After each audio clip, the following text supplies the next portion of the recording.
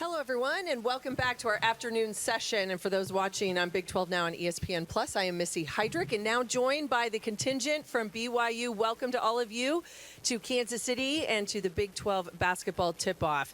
This is a group 16 and 17 overall a year ago, 9 play. Here with us, Amber Whiting, second-year head coach of the Cougars, and three student athletes, senior guard Kaylee Smiler, senior forward Lauren Gustin, and junior guard Nani Falatea. Did I do that right? Thank you. You were about the first one that's thrown me for a loop today, so I feel okay. I'm doing all right. I'm batting 1,000 right now. Coach, I'm going to start with you. Last year, it was your first year as Division I coach.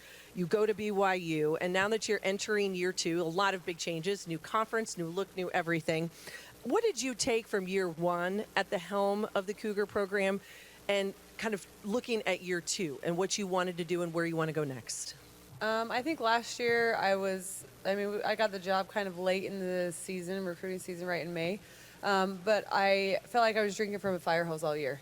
And I feel like now everything's kind of in place. Everything's been changed how we need to. And so now it's just about the details and bringing in what we see our vision being and my vision being. And so my assistants have done a really good job this year of doing that. And so I just feel like we've become better this year and more chemistry, more everything on the court, off the court. So it's been really good. And that on and off the court is the biggest piece of the puzzle, it seems. And so one of the buzzwords that's talked a lot about in college athletics is culture. So for you, in establishing that and what you want the culture and the identity of this program to be, did you get glimpses of it last year that you build upon and head into this year? Yeah, I believe, and I try to talk to my women all the time about faith over fear. And if we do all the preparation, there should not be any fear, right? And you're just going into the games, going into battle, going into anything in life. And so I try to have that instilled in them. And so I think this year, like just the way they play, the way they carry themselves, I see that a lot more in them. There's a strong tradition of success for BYU women's basketball. Always been part of the national landscape, the NCAA tournament for a long time. But also for those that have been around the game, it's a tradition of people get in the trenches, hardworking, get to grind out a game if you have to. So for those of us in Big 12 country that haven't watched BYU that much, what will people see from your team when they get on the floor this year? Defense, for sure. And they laugh, but that's like where we start. But if we're the type of team, they're blue-collar kids. They just want to stick their nose in and do the work. And so I feel like they're going to see us outwork a lot of people just because that's who we are. Diving on the floor for balls or doing things, But then off the court, I feel like they're service-oriented, so they'll see a lot of that coming from my women outside, and they carry themselves that way. So, yeah. For those of you in the media, our friends here, if you do have a question, please raise your hand and we will get a microphone over to you. With that said, I have some questions for the student athletes here. Nani, I'm going to start with you. Started all 32 games a year ago, led this team with 149 assists. You return a lot of players from last year, but you've got new faces as well. So as your role as a point guard, as a leader on the floor, you kind of got to get all of those pieces of the puzzle fitting together. How's that been going in fall practice, and what has been the vibe in practice these first few weeks? I think it's been going really well. I think with the new girls coming in, they've made it really easy to involve them in everything. They are the type of kids that just want to work and want to participate, and they want to do their job. And they do a really good job of doing that. And the vibe has been good. I mean, it's been super intense, and it's been like every single day we get after it. And I think that's been such a huge thing, like for all of us, is that every single day we come to compete and we come to get better.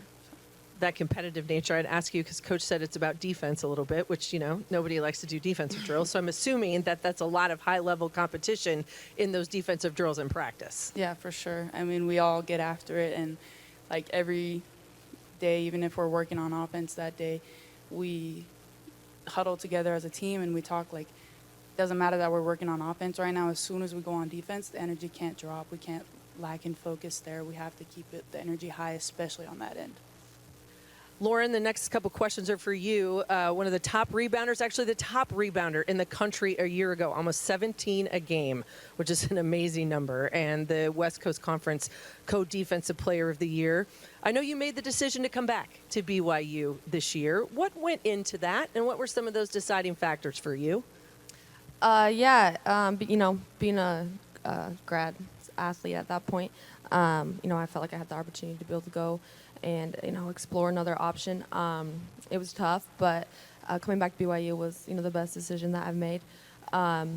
Not only is there a great coaching staff, but there's great girls, and it's a great culture, kind of like what you had talked about. So coming back, I'm very, very happy with it, and it was a good decision. So. Awesome. Anyone who pays attention to the women's game knows how good of a rebounder and defender that you are.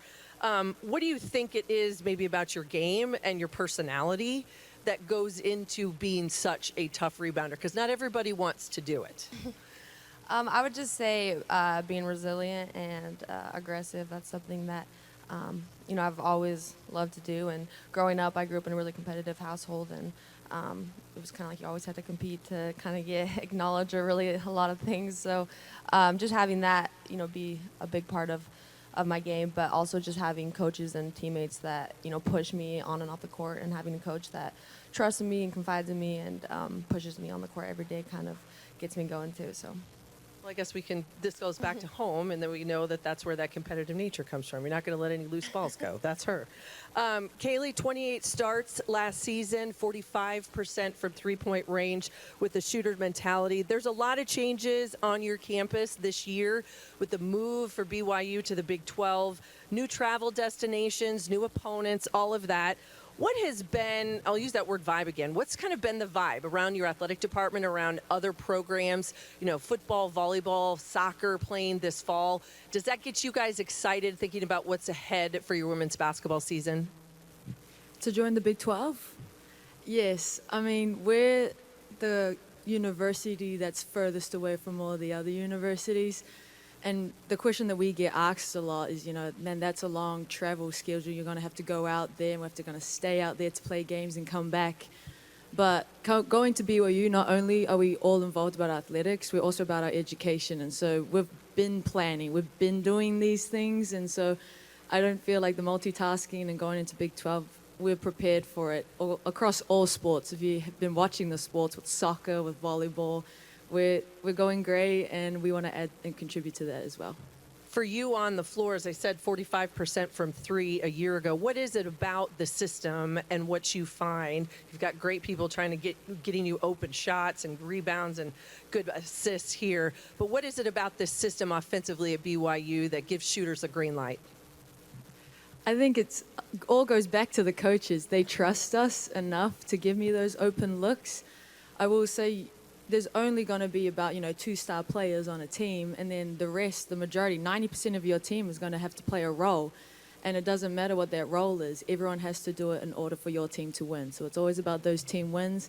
And I understand my role. I have to lead and be a captain, but I also have to make those shots. So I don't need to be the playmaker. I don't need to be the leading rebounder in the nation. We got that already. So if my job is to hit those shots, then that's exactly what I'm going to do. Coach, one last one for you. We said it, new destinations, new opponents. How did you look at your non-conference schedule, thinking about what you needed to do to prepare for not only your second year as a head coach, but headed into this Big 12? I think we did a good job of mixing it up between some really good challenges on the road and then some really good challenges at home, because you have to be prepared. We're going to play the best every night. So we wanted to prepare our women for that, and so that's where we went with our schedule.